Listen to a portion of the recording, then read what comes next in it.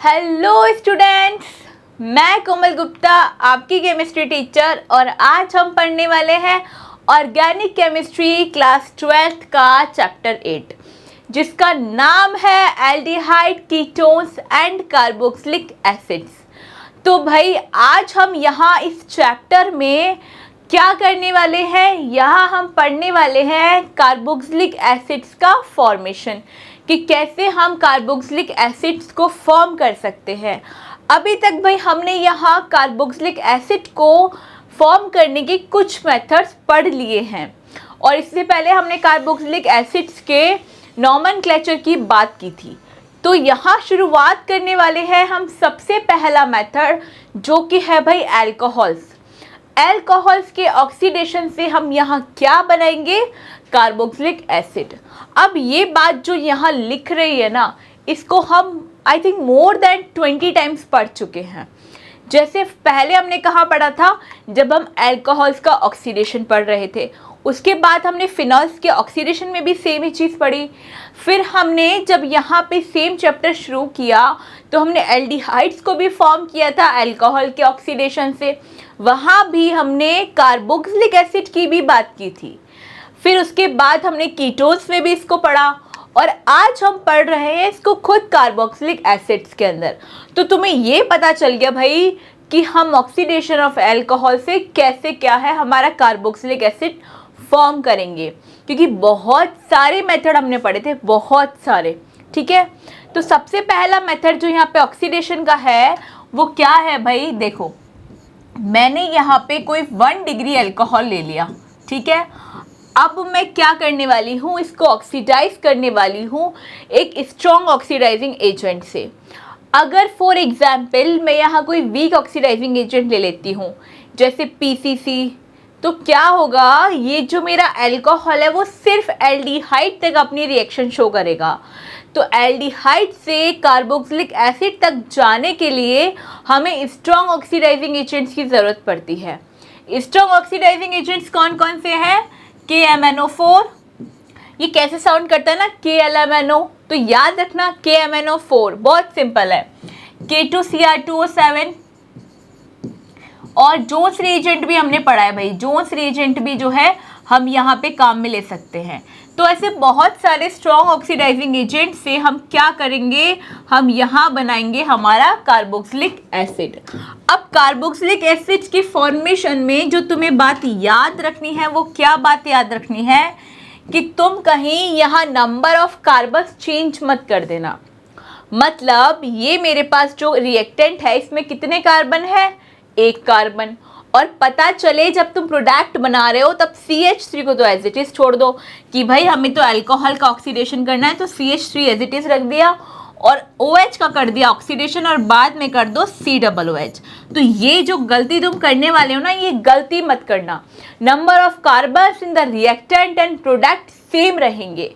Number of carbon जहाँ कम होंगे वैसे भी हम एक रिएक्शन पढ़ेंगे, पर वो बहुत बाद में जाके पढ़ेंगे। यहाँ नंबर ऑफ कार्बन सेम रखने हैं, याद रखना इस बात को, क्योंकि ये गलती हो सकती है।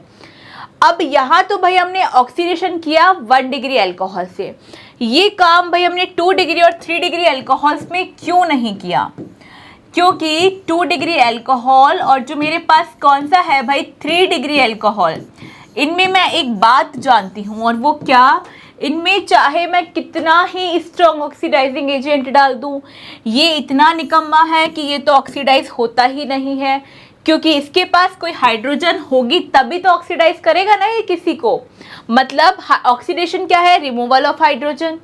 जब इसके पास हाइड्रोजन ही नहीं है तो ये रिमूव किसको करेगा, इसका मतलब 3 डिग्री अल्कोहल से तो हमें कोई लेना देना नहीं है। अब जो हमारे पास 2 डिग्री अल्कोहल बचा उसके अंदर हम एक चीज़ देख सकते हैं। देखो 2 डिग्री अल्कोहल के अंदर क्या होगा, जैसे ही हम इसको ऑक्सीडाइज करेंगे वैसे ही किस में कन्वर्ट हो जाएगा, कीटोन्स में। तो ओनली 1 डिग्री अल्कोहल जो हमारे पास होते हैं वो कार्बोक्सिलिक एसिड तक क्या करते हैं, ऑक्सीडेशन अपना दिखाते हैं। और 2 डिग्री अल्कोहल कहाँ तक दिखाते हैं, कीटोन्स में। ये बात हमने बहुत बार कर ली। और 3 डिग्री अल्कोहल का ऑक्सीडेशन होता ही नहीं है। ये बात तो हुई भाई अल्कोहल से कैसे हम कार्बोक्सिलिक एसिड को फॉर्म कर सकते हैं। अब नेक्स्ट बात हम करते हैं भाई एल्डिहाइड से हम कैसे कार्बोक्सिलिक एसिड बना सकते हैं। देखो वैसे भाई मुझे ऐसा याद है कि हमने थोड़े ही दिन पहले, एक आधे दिन पहले हमने एल्डिहाइड से कार्बोक्सिलिक एसिड का फॉर्मेशन पढ़ा था। वो किस मेथड से पढ़ा था? वो भाई हमने पढ़ा था टोलेंस रिएजेंट और फैलिंग्स रिएजेंट।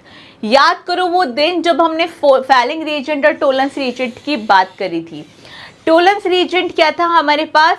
टोलेंस रिएजेंट हमारे पास था सिल्वर नाइट्रेट का प्रेसिपिटेट, और जो हमारे पास फैलिंग सॉल्यूशन था वो क्या था?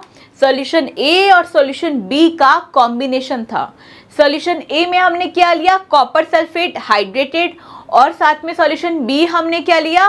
रोशेल्स सॉल्ट। ये दोनों सॉल्यूशन बहुत इंपॉर्टेंट है। फिर हमने ये भी बोला था कि जो टॉलेंस रिएजेंट होता है उसमें एलिफेटिक, और कैसे भाई एलिफेटिक और एरोमेटिक दोनों एल्डिहाइड्स का क्या हो जाता है? ऑक्सीडेशन। जबकि जो हमारा फैलिंग रिएजेंट है वो सिर्फ और सिर्फ एलिफेटिक एल्डिहाइड्स के लिए फ्लेक्सिबल होता है। इसका मतलब जो हमारा टोलेंस रिएजेंट होता है और फैलिंग्स रिएजेंट, ये हमारा एक सिंपल टेस्ट भी दे सकता है अगर हम वहाँ पे किसी सॉल्यूशन में एल्डिहाइड, कीटोन और कार्बोक्सिलिक एसिड डाल दें। उसके बाद फैलिंग किसका टेस्ट दे सकता है? एल्डिहाइड्स में ही, कि हमारा कंपाउंड एलिफेटिक है या एरोमेटिक। याद रहेगी ये बात। अब बात करते हैं हम एल्डिहाइड्स के अंदर। देखो जैसे मेरे पास ये कोई कंपाउंड है, कौन सा एल्डिहाइड है? 1 डिग्री, ठीक है। और एल्डिहाइड में कोई डिग्री हमेशा 1 ही रहती है। अब इसका क्या करेंगे हम? ऑक्सीडेशन। ऑक्सीडेशन होके क्या बन जाएगा? ये कार्बोक्सिलिक एसिड। अब ये काम हम किसकी प्रेजेंस में कर रहे हैं भाई? टोलेंस और फैलिंग रिएजेंट, इन दोनों में से किसी की भी प्रेजेंस में हम इसको फॉर्म कर सकते हैं। बशर्ते अगर हम फैलिंग रिएजेंट यूज़ कर रहे हैं तो यहाँ जो हमारा आर होना चाहिए वो कैसा होना चाहिए? एलिफेटिक। टोलेंस रिएजेंट तो दोनों तरीके के एल्डिहाइड को ऑक्सीडाइज कर देगा कार्बोक्सिलिक एसिड में। इतनी बात क्लियर रही एल्डिहाइड से, और हमने अल्कोहल से इनका ऑक्सीडेशन देख लिया और हमने अपना कार्बोक्सिलिक एसिड फॉर्म कर लिया। अब नेक्स्ट बात करते हैं हम नाइट्राइल से कैसे हम अपना कार्बोक्सिलिक एसिड बनाएंगे। देखो नाइट्राइल्स क्या होते हैं? मुझे पता है भाई RC डबल बॉन्ड N, ये मेरे पास है। अब क्या करेंगे हम भाई? यहाँ पे हम इसका करवाते हैं वाटर से हाइड्रोलाइसिस। तो ये भाई मुझे पता है नाइट्रोजन की इलेक्ट्रोनेगेटिविटी कंपैरेटिव टू कार्बन ज़्यादा होती है, इसलिए इसके पास पार्शियल नेगेटिव और इसके पास पार्शियल पॉजिटिव चार्ज होता है। इतनी बात क्लियर है। इसके बाद हम ये भी जानते हैं भाई वाटर में भी 2 तरीके के आयन्स प्रेजेंट होते हैं, एक H आयन और एक OH नेगेटिव आयन। इतनी केमिस्ट्री तो हम सबको आती है।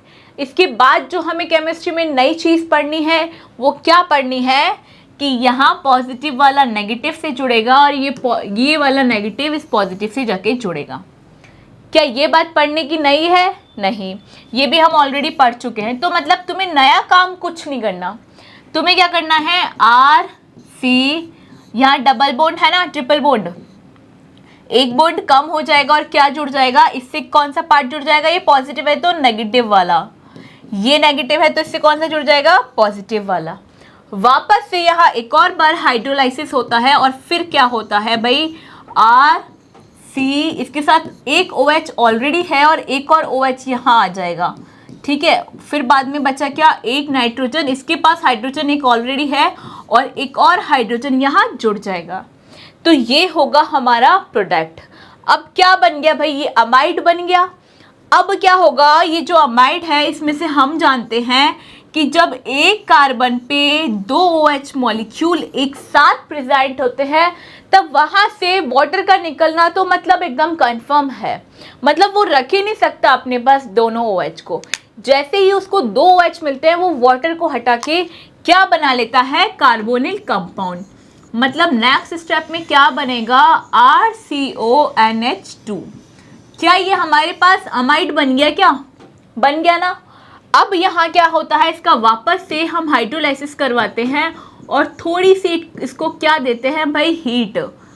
अब जैसे ही हम इसको हीट देंगे वापस एक और काम होगा जो हम कर चुके हैं, H और OH का एडिशन। अब इस NH2 पे क्या जुड़ेगी, H, और यहाँ पे क्या जुड़ेगा भाई, OH। जैसे ही इस नाइट्रोजन पे 3 बॉन्ड आए, 1 2 3 और ये 4, इस पे आएगा पॉजिटिव चार्ज और ये अपना बॉन्ड लेके निकल जाएगा। अब ये बॉन्ड लेके निकल गया तो देखो हमारे पास क्या बचा, R C double bond O और एक OH, और साथ में कौन सी गैस निकली भाई, अमोनिया गैस यहाँ से जो है इवॉल्व आउट होती है। तो ऐसे हम नाइट्राइल्स और अमाइड से किसका फॉर्मेशन करते हैं, कार्बोक्सिलिक एसिड का। कुछ नहीं करना, सिंपल हाइड्रोलाइसिस करवाना है। जब नाइट्राइल से करवाएंगे कार्बोक्सिलिक एसिड को तो कितनी बार करवाना पड़ेगा, 1 2 एंड 3 टाइम्स। और जब अमाइड से करवाएंगे तो देखो अमाइड तो हमारे पास यहाँ जाके बना, तो अमाइड से सिंगल एक बार हाइड्रोलाइसिस करवाने पे हमें कार्बोक्सिलिक एसिड जो है मिल जाएगा। ये हमने 3 मेथड पढ़ लिए कार्बोक्सिलिक एसिड बनाने के। सबसे पहले अल्कोहल से बनाया स्ट्रॉन्ग ऑक्सीडाइजिंग एजेंट के प्रेजेंस में, फिर एल्डिहाइड से बनाया टोलेंस और फैलिंग रिएजेंट के प्रेजेंस में, उसके बाद हमने नाइट्राइल से बनाया और अमाइड से भी बनाया। कैसे बनाया, सिंपल हाइड्रोलाइसिस से। अब बात करते हैं हम नेक्स्ट मेथड की, ग्रिग्नार्ड रिएजेंट।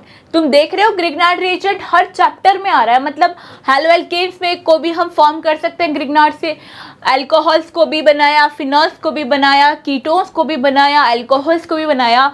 मतलब ये तो भाई क्या है, ये रामबाण है हमारे पास, यहाँ से हम जो चाहे फॉर्म कर सकते हैं। ठीक है, अब क्या होगा, ये मेरे पास RMGX क्या है, ऑर्गेनोमेटेलिक कंपाउंड, ये बात हम अच्छे से जानते हैं। और इस OMC, इस ऑर्गेनोमेटेलिक कंपाउंड को ही हम क्या बोलते हैं, ग्रिग्नार्ड रिएजेंट। तो ये मेरे पास हो गया ग्रिग्नार्ड रिएजेंट।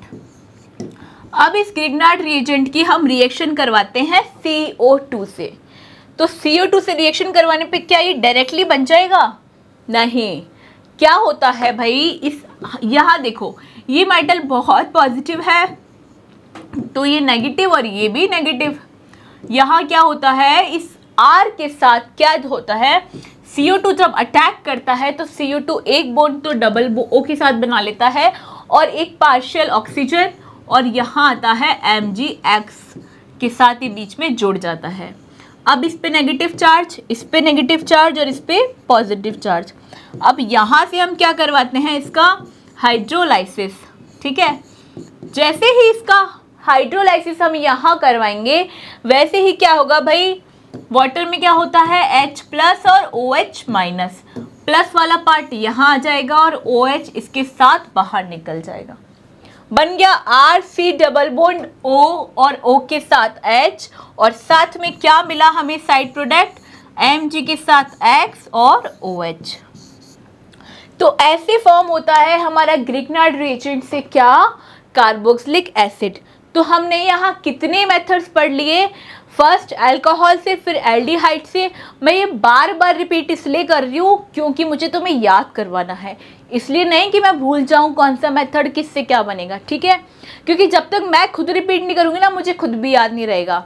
तो revision is only option for learning. ठीक है, तो क्या हुआ, फर्स्ट मेथड अल्कोहल से, फिर एल्डिहाइड से, फिर हमने नाइट्राइल से बनाया, उसके साथ हमने अमाइड्स का भी फॉर्मेशन देख लिया, अमाइड से हम कैसे हमारे कार्बोक्सिलिक एसिड को फॉर्म कर रहे थे, फिर हमने ग्रिग्नार्ड रिएजेंट देख लिया।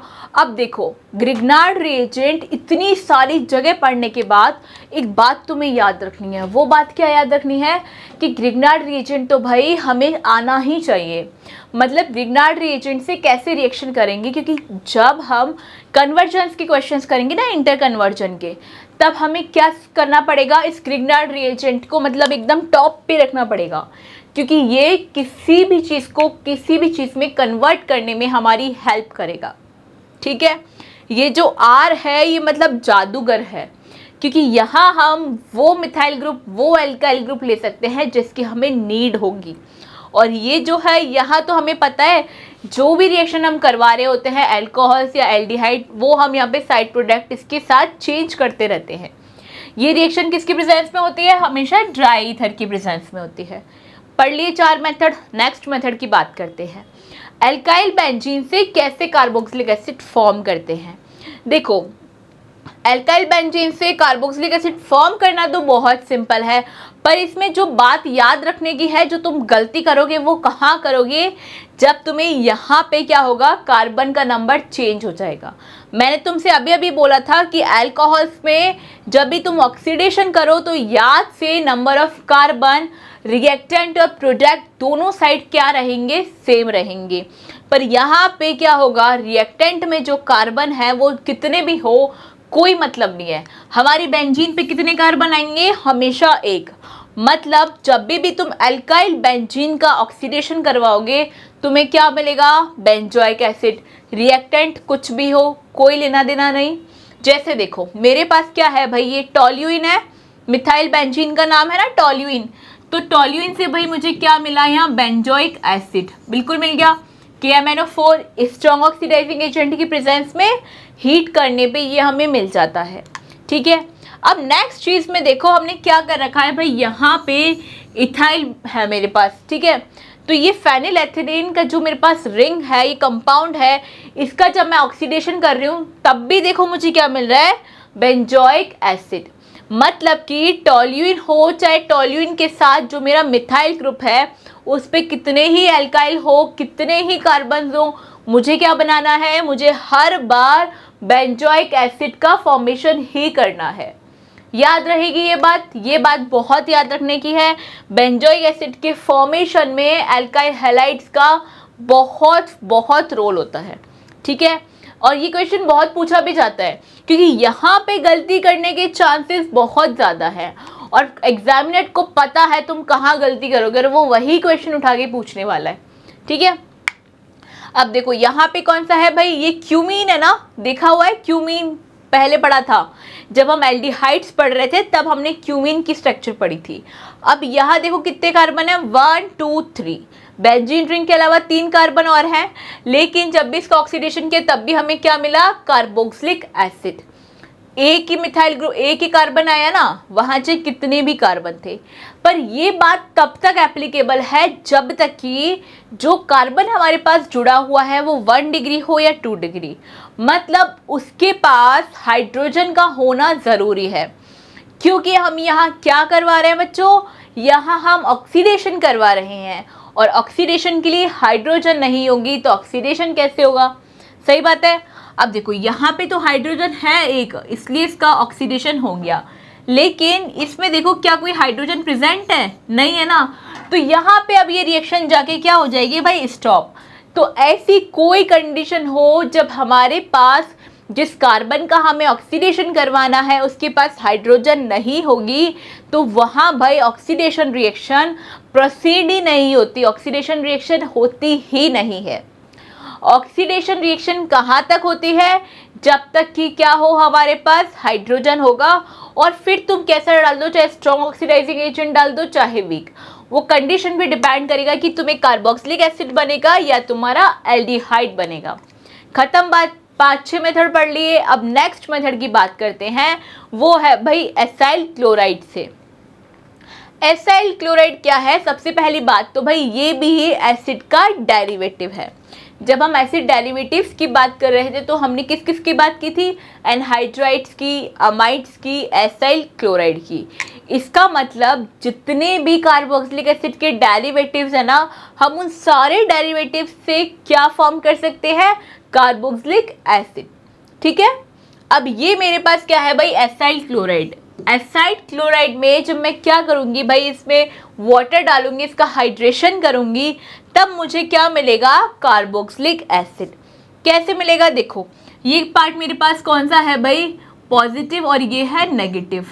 यहाँ क्या आएगा, नेगेटिव पार्ट वाटर का मतलब OH आयन, और यहाँ क्या आएगा, पॉजिटिव पार्ट मतलब HCl जो है यहाँ से रिमूव आउट हो जाएगा और हमें सिंपल सिंपल क्या मिल जाएगा, कार्बोक्सिलिक एसिड। यहाँ भी नंबर ऑफ कार्बन सेम ही रहेंगे, जितने हमारे रिएक्टेंट में हैं उतने ही हमारे प्रोडक्ट में मिलेंगे। कहाँ अलग मिलेंगे, ओनली एल्काइल बेंजीन के केस में हमें रिएक्टेंट और प्रोडक्ट के नंबर ऑफ कार्बन हमारे चेंज होंगे। याद रखनी है ये बात, अच्छे से याद रखनी है। फिर उसके बाद देखो ये एसिल क्लोराइड का दूसरा एग्जाम्पल, वापस से क्या होगा, H यहाँ आएगा और OH यहाँ आएगा और ये वाला बॉन्ड यहाँ से टूट जाएगा। सिंपल फॉर्म हो जाएगी हमारे पास क्या, बेंजोइक एसिड। दोनों मेथड आ गए हमें एसाइल क्लोराइड के। बहुत बहुत सिंपल मेथड है, बहुत सिंपल। सिंपल क्या करना है, जितने भी कंपाउंड्स है ना, या तो उनका हाइड्रेशन तुम्हें करना है, वाटर मॉलिक्यूल के साथ रिएक्शन करवानी है, या क्या करना है, सिंपल ऑक्सीडेशन से भी जो है हमें कार्बोक्सिलिक एसिड मिल रहा है। हर बार हम यही करवा रहे हैं, या तो ऑक्सीडेशन या उसका हाइड्रेशन, मतलब वाटर मॉलिक्यूल के साथ उसकी रिएक्शन करवा रहे हैं। ठीक है, अब नेक्स्ट देखो, वापस से क्या है भाई, एनहाइड्राइड मॉलिक्यूल आ गया। एनहाइड्राइड मतलब ऐसा कोई जब बॉन्ड आता है और वो ऑक्सीजन मॉलिक्यूल से जुड़ा हुआ हो, तब उसको हम बोलते हैं एनहाइड्राइड। ठीक है, अब इस एनहाइड्राइड की रिएक्शन वापस से किससे करवाएंगे, वाटर मॉलिक्यूल से, H+ और OH आयन। अब क्या होगा, देखो यहाँ पे दो पॉसिबिलिटी है, या तो ये बॉन्ड यहाँ से टूट जाए या ये बॉन्ड यहाँ से टूट जाए। मैं फर्स्ट कंडीशन ले रही हूँ, इस बॉन्ड को यहाँ से तोड़ रही हूँ, इसका मतलब यहाँ पॉजिटिव पार्ट आएगा और यहाँ मेरे पास कौन सा पार्ट आएगा, नेगेटिव वाला पार्ट।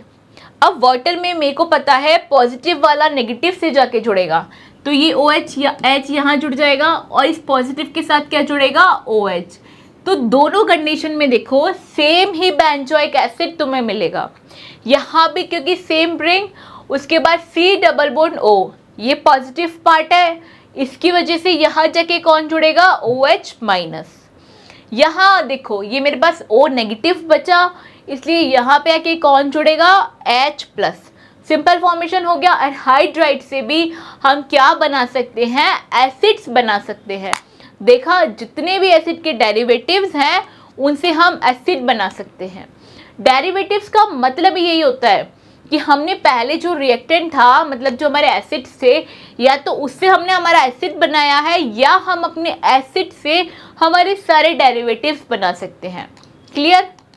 नेक्स्ट एग्जाम्पल देखो, जैसे मेरे पास मान लो ये वाला कोई एनहाइड्राइड है, यहाँ भी मेरे पास दो कंडीशन है, मैं यहाँ से भी तोड़ सकती हूँ और यहाँ से भी।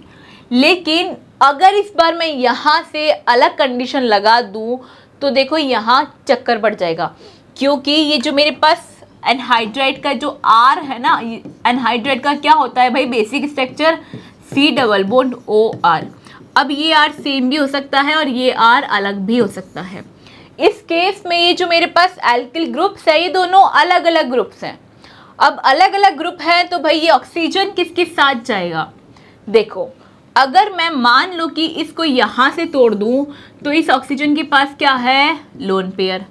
अब इस लोन पेयर के साथ इस ऑक्सीजन के पास भी लोन पेयर है, तो क्या करेंगे भाई, ये सारे लोन पेयर मिलके आपस में रेजोनेंस कर देंगे और रिएक्शन को प्रोसीड ही नहीं होने देंगे। इसकी वजह से क्या होता है, ये बॉन्ड यहाँ से हम तोड़ते हैं। जैसे ही हमने इस बॉन्ड को यहाँ से तोड़ा तो भाई इस कार्बन के पास आएगा पॉजिटिव चार्ज, तो यहाँ पे आके कौन जुड़ेगा, OH-, और इसके साथ जाके कौन जुड़ेगा, H+। तो ये बन जाएगा हमारा क्या, एसिड RC+OH। मतलब R क्या है यहाँ, CH3। तो क्या बनेगा, CH3C+OH। मतलब एथेनोइक एसिड और एक क्या बन जाएगा, बेंजोइक एसिड का फॉर्मेशन यहाँ से हो जाएगा। क्या दोनों बात क्लियर है, कैसे हम एनहाइड्राइड का बॉन्ड क्लीवेज करेंगे, कहाँ से करेंगे, क्यों करेंगे। ठीक है, देखो एनहाइड्राइड की एसिल क्लोराइड्स की रिएक्शन बहुत इंपॉर्टेंट नहीं है, मतलब कोई तुमसे नहीं पूछने वाला, बट फॉर अ चांस अगर पूछेगा तो क्वेश्चन यही पूछेगा कि कहाँ से बॉन्ड ब्रेक होगा। ठीक है, क्वेश्चन जो आएगा कहाँ से आएगा, अल्काइल बेंजोइन से भी आ सकता है, क्योंकि वहाँ नंबर ऑफ कार्बन का जो फेयर है ना वो ही गड़बड़ करवाएगा। ठीक है, अब नेक्स्ट रिएक्शन देखो, नेक्स्ट है हाइड्रोलाइसिस ऑफ एस्टर। एस्टर का क्या करना है, तुम्हें हाइड्रोलाइसिस करना है, मतलब वाटर से रिएक्शन करनी है। सिंपल, वापस से सेम ही काम करो, एक के साथ OH, यहाँ से टूटेगा ये बॉन्ड, इस बार ये यहाँ से। देखो ये चीज़ हमने एस्टर की जब हम रिएक्शन मैकेनिज्म पढ़ रहे थे तब हमने पढ़ा था कि भाई ये वाला जो पार्ट है, ये जो ऑक्सीजन है वो किसके साथ जाती है, वो छोटे वाले मॉलिक्यूल के साथ जाती है। तो यहाँ से ये टूट के इस पे H+ आ जाएगा और इस पे OH- आ जाएगा। ठीक है, सिंपल सा है हाइड्रोलाइसिस। एसिड क्लोराइड्स का भी, एनहाइड्रस का भी, एस्ट्रस का भी सेम हाइड्रोलाइसिस है। कहाँ से कार्बन तोड़ना है, कहाँ पे OH जोड़ना है। ये इतने सिंपल है। अगर पेपर का लेवल एकदम जीरो आएगा ना तो तुम मान लो तभी क्वेश्चन आने वाला है, मतलब बिल्कुल फद्दू पेपर का क्वेश्चन है ये, ठीक है। अब ये हुआ हमारे पास एस्टर का हाइड्रोलाइसिस खत्म। अब नेक्स्ट बात करते हैं हम इसके एक और एग्जाम्पल की। ये तो देखो सेम है, मतलब इसको यहाँ से भी तुम तोड़ सकते हो और यहाँ से भी तुम इसको तोड़ सकते हो। तुम्हारे पास क्या बनेगा भाई, एक 3 कार्बन का बनेगा और एक 2 कार्बन का प्रोडक्ट बनेगा, ठीक है। ये हुई एस्टर की रिएक्शंस। और देखो अब हम देखेंगे इनकी फिजिकल प्रॉपर्टीज। देखो फिजिकल प्रॉपर्टीज में सबसे पहली बात जो हम करते हैं वो इनके स्टेट्स की करते हैं कि ये सॉलिड में प्रेजेंट होते हैं, लिक्विड में या गैसियस में। क्योंकि क्या होता है भाई, जो लोअर कार्बोक्सिलिक एसिड होता है उसमें भी एटलीस्ट 2 ऑक्सीजन एटम हमारे पास प्रेजेंट होते हैं। इसकी वजह से इनका मास जो है काफ़ी ज़्यादा होता है।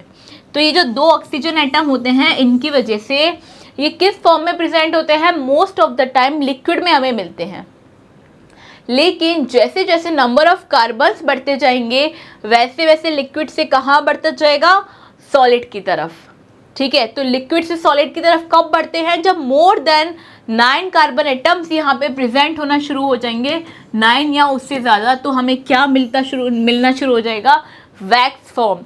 वैक्स कैसा होता है, सेमी सॉलिड जैसा ही होता है, मतलब होता तो सॉलिड ही है बट बहुत ज़्यादा हार्ड नहीं होता, ठीक है।